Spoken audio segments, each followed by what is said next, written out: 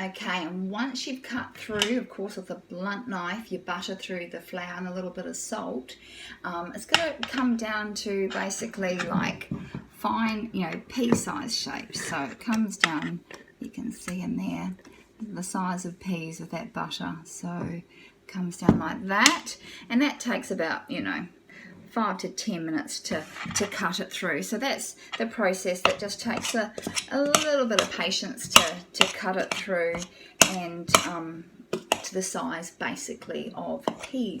Just make sure though you have cold butter, and that's really important to get the nice puff through the pastry. So anyway, so once that's done, then you just make a bit of a well in the center of the pastry, and just get that done like that.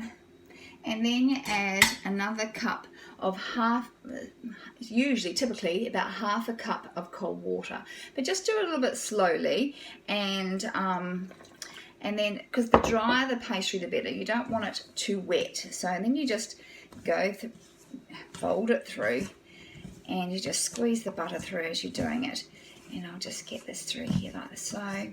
So you just pour the water in just nice and slowly, and just mix it through each bit as you're adding the water, because you know, once if you have too tacky flour dough, you've got to add more flour, so it's a bit of a pain. So you just do it slowly, so you actually get a feel of the consistency, and you just you know, get your hands in there. And I love this part, and I actually love rolling it, which is coming soon.